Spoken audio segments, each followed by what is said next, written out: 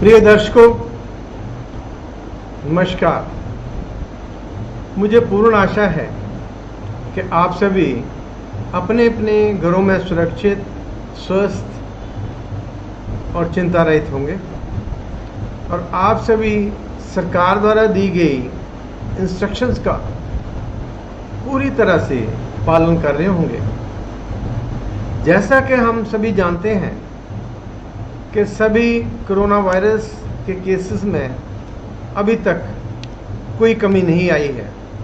ये ज़्यादा से ज़्यादा की तरफ अभी जा रहे हैं, इसलिए सभी तरह की इंस्ट्रक्शंस को फॉलो करना हमारे सब के लिए बहुत ही ज़रूरी है।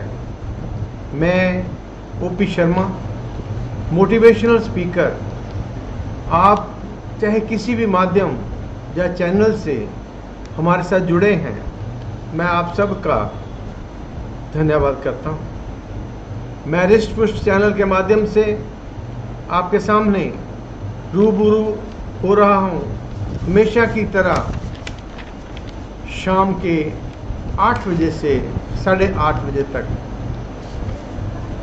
हम पहले भी डिस्कस कर चुके हैं कि हमने लॉकडाउन या कर्फ्यू के दौरान अपनी सेहत का कैसे ख्याल रखना है, अपनी नींद का कैसे ख्याल रखना है।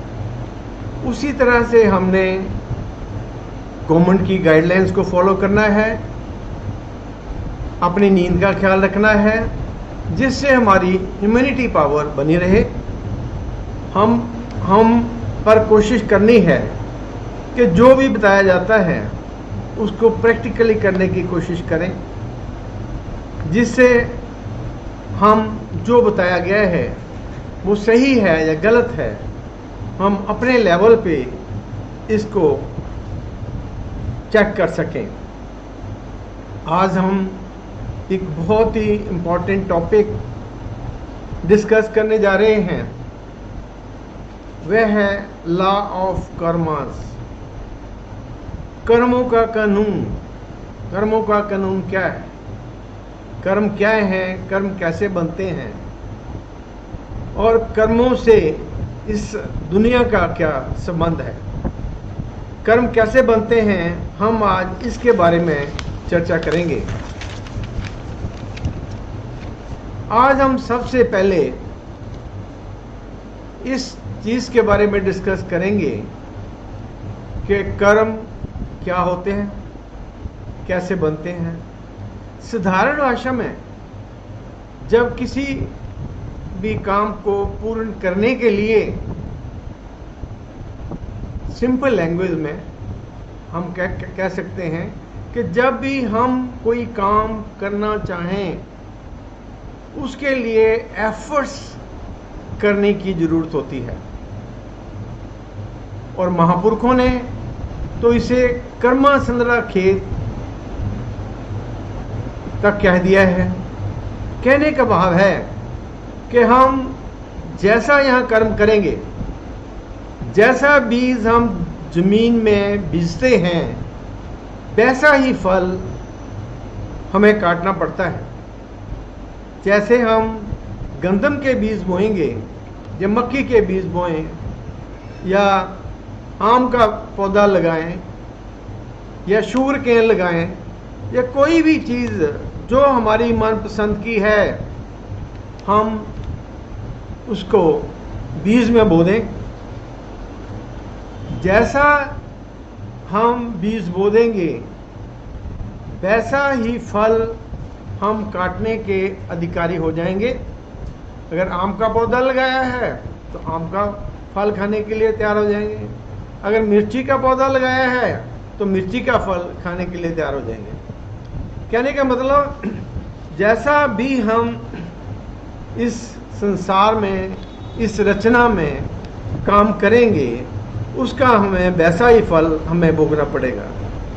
जब भी हम किसी कर्म या काम को करने के लिए हमें कोशिश करनी पड़े, वह कर्म कहलाता है।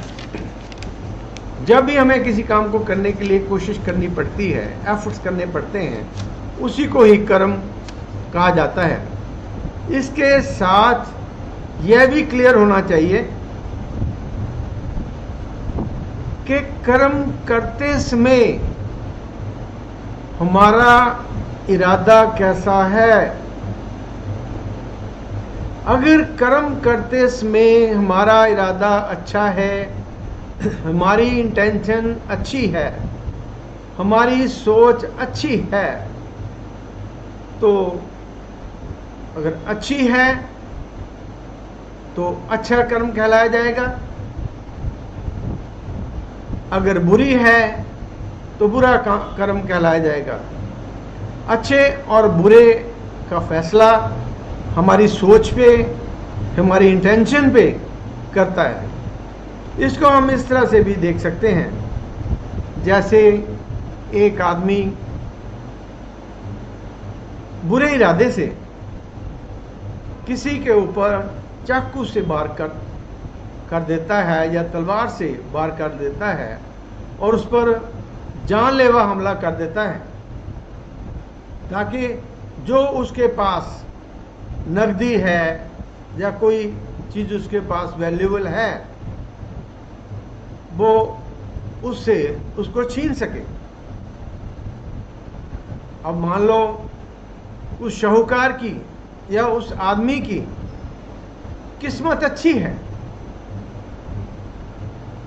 वो जो चाकू का वार या तलवार का वार या किसी चीज का भी जो उसने वार किया है उस तक नहीं पहुंचता और वह शाहूकार बच जाता है। अब हम देखेंगे कि जब उस आदमी ने उस शाहूकार पे वार किया तो इसका इरादा कैसा था। हम देखेंगे कि उसका इरादा अच्छा नहीं था। उसका इरादा उसको मारकर उसके पास जो भी था उसको ले लेने का था। उसकी नीयत में खोट था और उसका इरादा भी नेक नहीं था। अब हम ठीक इसी तरह से देखते हैं कि एक डॉक्टर पेशेंट को, डॉक्टर सर्जन है और पेशेंट को प्रॉब्लम है और डॉक्टर को ऑपरेशन करना पड़ना है उसका। अब उसके पास भी इसी तरह से ऑपरेशन करने वाला नाइफ है। वह क्या करेगा कि उसको, उस पेशेंट का ऑपरेशन करता है। डॉक्टर की बुरी किस्मत समझ लो या पेशेंट की भी बुरी किस्मत समझ लो कि पेशेंट ऑपरेशन थिएटर पे मर जाता है। अब कहने का भाव है कि अगर इरादा अच्छा है तो ये कर्म भी अच्छा है और उसका फल भी अच्छा ही मिलेगा। इसके अलावा अगर कोई कर्म किया जाए पर उसमें बाहरी एफर्ट्स ना करना पड़े, जैसे हमारा हार्ट बीट करता है, श्वास खुद चलती है, आंखों की ब्लिंकिंग खुद होती है, इस तरह से कई काम जो हैं वो होते हैं जिनमें हमें एफर्ट्स नहीं करना पड़ता। कहने का मतलब है कि कोई भी चीज़ खुद ही हो जाए, जब कोई एक्शन, जब कोई चीज़ खुद ही हो जाए वह कर्म रहित होती है। पर ये सब कुछ जो हम बातें कर रहे हैं ये हमारे अंदर की बातें हैं। अब देखो, हम डॉक्टर के केस में लेते हैं, उसका इरादा बहुत अच्छा है, डॉक्टर पूरी तरह से क्वालिफाइड है, आज तक उसकी डेथ रेट भी ऑपरेशन थिएटर पे बहुत ही नेग्लिजिबल है। पर जब ये पेशेंट मर जाता है तो उसके पेशेंट्स डॉक्टर के साथ लड़ने के लिए आ जाते हैं और यहां तक कि हाथापाई हो जाती है। और ज़्यादा आदमी इकट्ठे करके डॉक्टर को बुरा भला भी सुनना पड़ता है। अब जो अंदर की बात है उसके हिसाब से तो यही है कि जो भी कर्म ऐसा कर्म किया जाए जिसकी इंटेंशन अच्छी है, इरादा अच्छा है, तो वह अच्छा कर्म गिना जाएगा, और अगर इरादा अच्छा नहीं है तो वो बुरा कर्म गिना जाएगा। अब हमने कर्मों के अधीन होके हमें कर्मों के अनुसार, कई बार हमें पिछले कर्मों के अनुसार भी ना चाहते हुए भी कई बार ऐसे कर्म हो जाते हैं जिनका हमें भुगतान अब देना पड़ता है। इसके अलावा हम देखते हैं कि किसी कर्म के करने से, अब बड़े नोट करने वाली चीज़ है, अगर हम चाहते हैं हम देखें कि क्या हम बुरा कर्म कर रहे हैं या अच्छा कर्म कर रहे हैं। अगर तो हमारे मन में कोई कर्म करते हुए ग्लानि या दुख महसूस हो तो वह बुरा कर्म है। किसी को दुख पहुंचाना,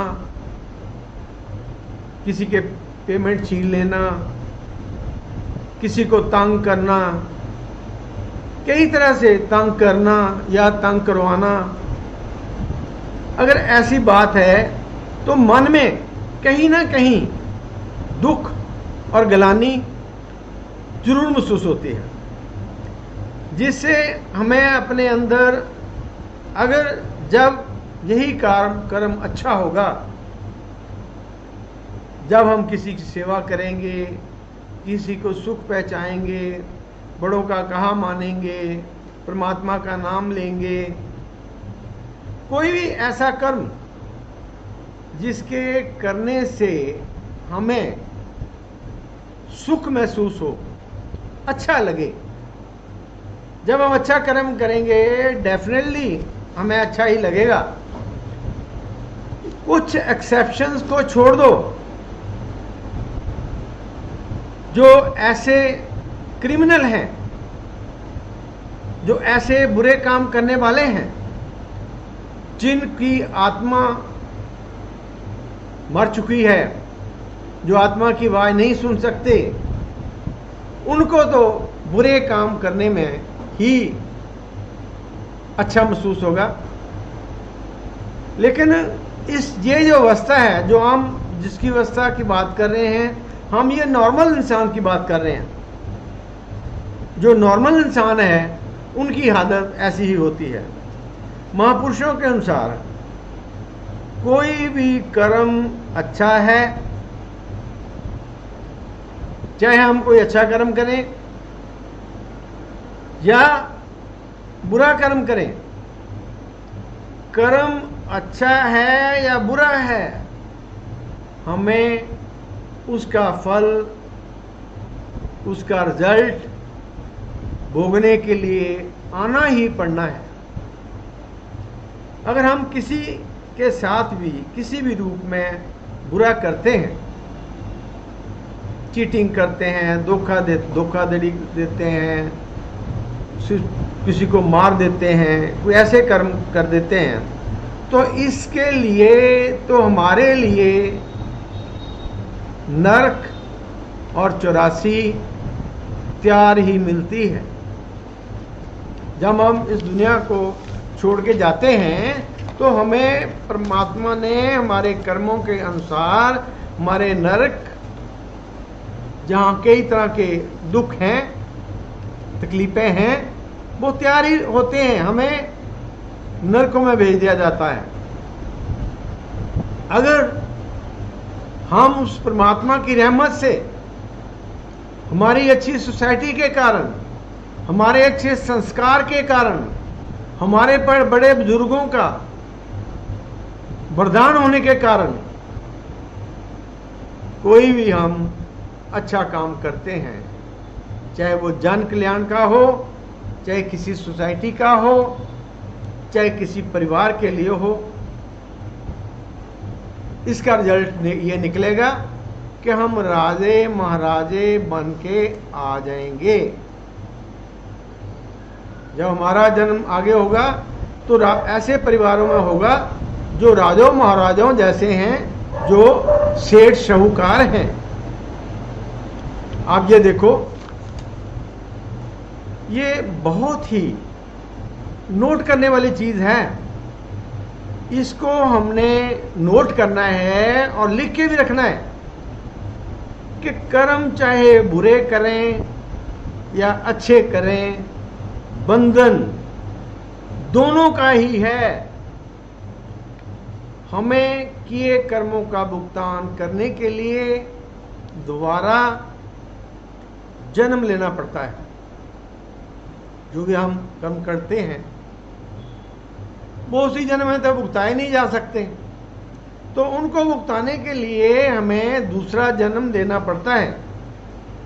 जन्म लेकर फिर कर्म करेंगे और फिर किए कर्मों का भुगतान करने के लिए वापस इस रचना में, इस दुनिया में, इस संसार में, इस लोक में वापस आना पड़ेगा। और इससे क्या होगा, जो बहुत ज्यादा ड्रॉबैक होगा वो यह होगा कि 84 लाख जिया जून का जो फंदा है, हम जो आदमी के जून में आए हैं तो 84 लाख जिया जून भुगता कर आए हैं। और जब ये सर्कल चलता है तो वह ऐसे चलना चालू हो जाता है। मान लीजिए अगर एक जून की एज अगर 1 साल भी है तो देख लो कितने साल बन जाते हैं। और ये आप सभी जानते हैं कि कई कई वृक्षों की उम्र हजारों सालों में भी होती है। तो इसका बड़ा तगड़ा ड्रॉबैक ये होता है कि हमें दोबारा जन्म लेना पड़ता है, फिर कर्म करने पड़ते हैं और दोबारा फिर 84 का फंदा हमारे गले में लगा रहता है। इस तरह से हम जिंदगी का असल मकसद, अक्सर जो आदमी का जामा है, ये सीढ़ी का आखिरी डंडा है। अगर हम चाहें इस रचना से छुटकारा पाना चाहें, हम चाहें कि दोबारा हम इस रचना में हमें दोबारा ना आना पड़े, तो यही एक आदमी का जो जीवन है यही माना जाता है। आपको शायद हैरानी भी होगी कि जो देवी देवते भी हैं, जो पीर पैगंबर भी हैं, वो आदमी के जामे के लिए तरसते हैं, क्योंकि वो किए हुए अपने अच्छे कर्मों के कारण वहीं पर ही खड़े रहते हैं और जो हमारा जनता का फायदा हो सकता है वो वहाँ रहते हुए करते हैं। लेकिन जो हमारे पास एक अच्छा राइट है जिससे हम इस दुनिया से अपना आना जाना खत्म कर सकते हैं, ये नहीं हो सकता। हमारे जो भी कर्म हैं, महापुरुषों ने इसे 3 कैटेगरीज में बांटा है। हमारे जो भी कर्म हैं, जो भी हम कर्म करते हैं, 3 कैटेगरीज में बांटा है। एक होते हैं क्रियमान, दूसरे होते हैं सिंचत और तीसरे होते हैं प्रलब्ध। हम इस दुनिया में रहते हुए प्रेजेंट में कुछ जो काम करते हैं, उन काम के करते करते जो हमारे से कर्म हो जाते हैं, मान लीजिए हम श्वास भी ले रहे हैं तो इसके अंदर भी हमारे जीवाणु जा रहे हैं। हर पैर पे पैर नीचे रख रहे हैं, उसके नीचे भी जीवाणु मर सकते हैं। इनको क्रियमान कर्म कहा गया है। इसका एक फायदा ये है कि अगर हम उस कर्ता पुरख अल्लाह, वाहेगुरु, राम, रहीम, अगर उसका नाम साथ में लेते जाते हैं तो इन कर्मों का निपटारा साथ साथ में ही होता जाता है।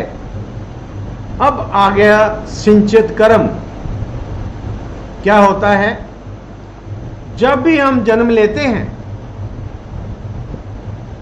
और उसमें अंधाधुंध कर्म करते हैं, ज़्यादातर हमसे बुरे कर्म ही हो जाते हैं, अच्छे काम होते हैं। जब हमारी मौत आती है, जब हमारे नेक्स्ट जन्म के लिए जाने की तैयारी होती है, तो जो हमारे अनभुगते कर्म रह जाते हैं, अभी के ही नहीं, ये जब से हम आए हैं तब से ही ये स्टोर इकट्ठा होता जा रहा है। जो कर्म हम नहीं भुगतते वो सिंचित कर्मों के खाते में चले जाते हैं। और इसके बाद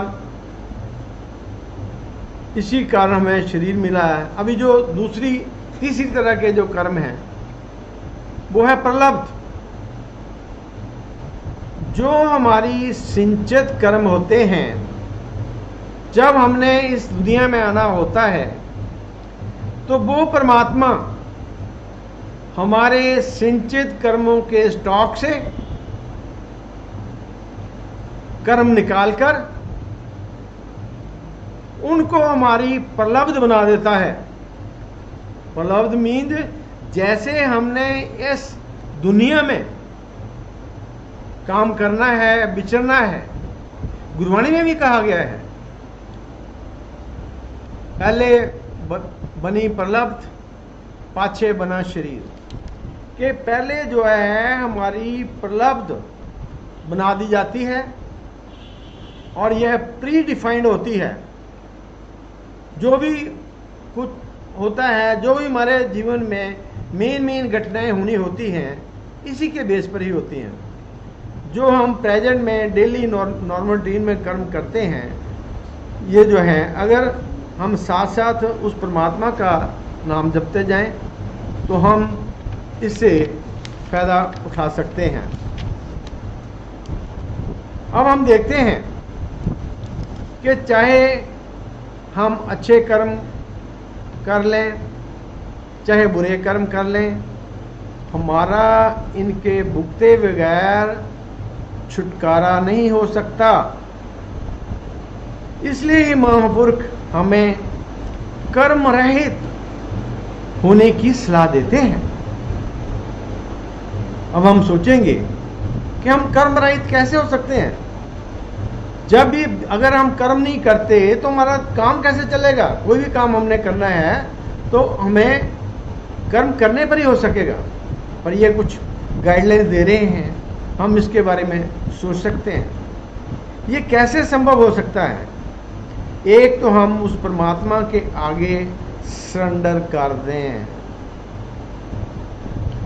उस परम पिता परमात्मा के आगे हम सरेंडर कर दें और अपने आप को कर्ता धर्ता ना माने।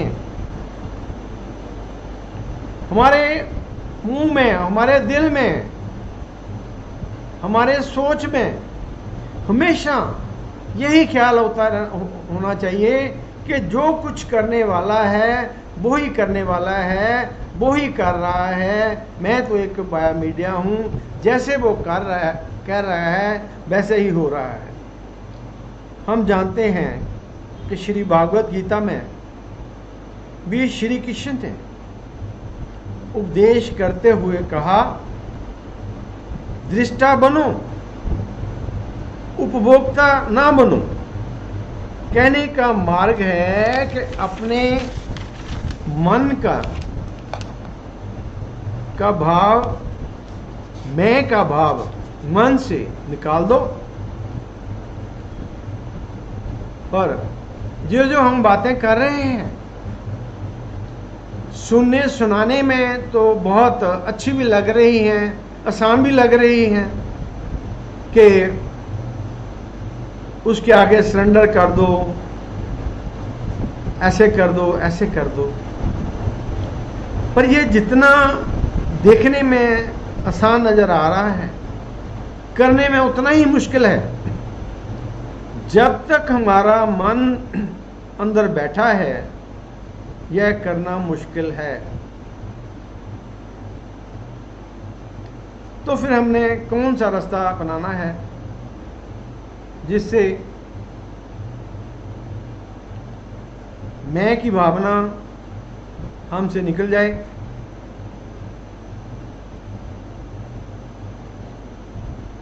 एक तो हम अगर सरेंडर कर देते हैं, हमारा जो सरेंडर करते हैं पूरी तरह से उसको करते हैं, प्रैक्टिकली करते हैं, थ्योरेटिकली नहीं करते, तो ये रूल्स इफेक्टिव होगा। इसके अलावा महापुरुषों के अनुसार अगर हम चाहते हैं कि हम कर्म रहित हों, जिससे हमारे ऊपर जो पहले कर्म हैं उनका भी आस्ता आस्ता भुगतान हो जाए और आगे हमारे ऊपर ये कर्म ना पड़े, इसके लिए महापुरुषों ने एक बहुत ही अच्छा रास्ता बताया है। उन्होंने 5 शब्द का रास्ता बताया है, 5 शब्द का नाम बताया है, जिसमें सिमरन, ध्यान और धुन का मार्ग दर्शाया है। अब हम सोचेंगे कि ये तो बात आपने कर दी, कोई ऐसे महात्मा हैं, ऐसे नहीं हैं, लेकिन हमें कैसे पता चले कि ऐसे महात्मा हैं, पूर्ण संत हैं, या जिनसे हमें 5 शब्द का नाम मिल सकता है या नहीं मिल सकता। इसके लिए बहुत ही आसान सा तरीका है।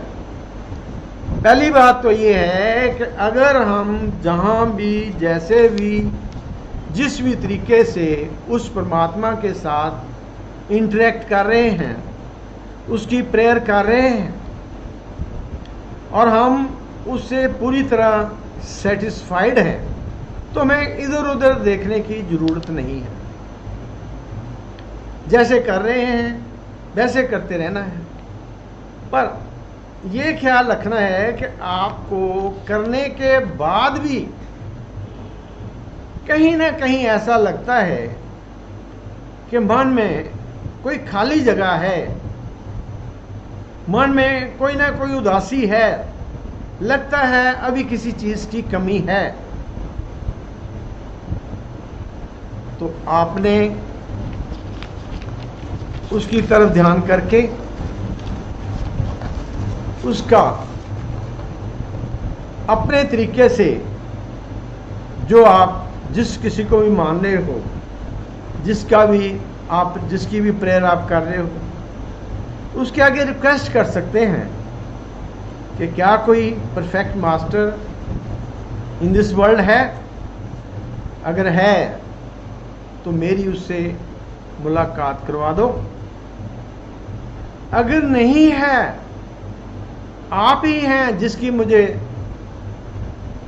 भाल है, जिसको मैं ढूंढना चाहता हूं, तो मेरा जो प्रेम है अपने प्रति मैनीफोल्ड बढ़ा दो।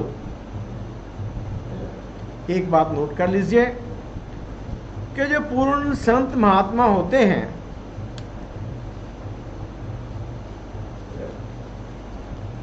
हमें उनको ढूंढने की जरूरत नहीं पड़ती, वो खुद हमें ढूंढते हैं।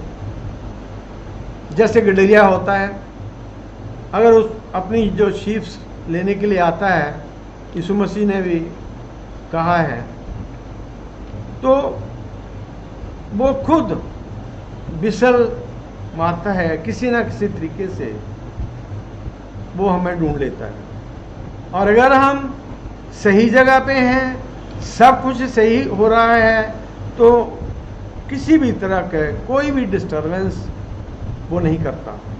हम देखते हैं कि सदा संसार कर्मों के कानून के अनुसार ही चलता है। ये जो सारा संसार है कर्मों के कानून के अनुसार ही चल रहा है। हमें पूरी करनी है कि जिसे कर्म रहित हो, हमने वो युक्ति ढूंढनी है जिससे हम कर्म रहित हो सकें, ताकि हम जिंदगी का, जो हमारी जिंदगी का मकसद है, इस 84 के चक्कर से छुटकारा पाते हुए उस परम पिता परमात्मा के साथ मिलाप करना। अब मैं कहना चाहूँगा कि हमारे डॉक्टर नवदीप शर्मा, जो कि ग्लोबली रिनाउंड डॉक्टर हैं, वो 5 से 5:30 बजे शाम को पेशेंट का सेशन लेते हैं। इस सेशन में पेशेंट्स की जो प्रॉब्लम्स होती हैं वो डिस्कस करते हैं। प्रॉब्लम ये आती है कि बहुत से जो पेशेंट हैं वो अपनी पूरी रिपोर्ट्स वगैरह नहीं लेकर आते, यहाँ तक कि अपना पेशेंट कोड नंबर भी नहीं पूरी तरह से बताते, जिस कारण जितने ज़्यादा पेशेंट्स हम अच्छी तरह से वो अटेंड कर सकते हैं वो नहीं किया जा सकते।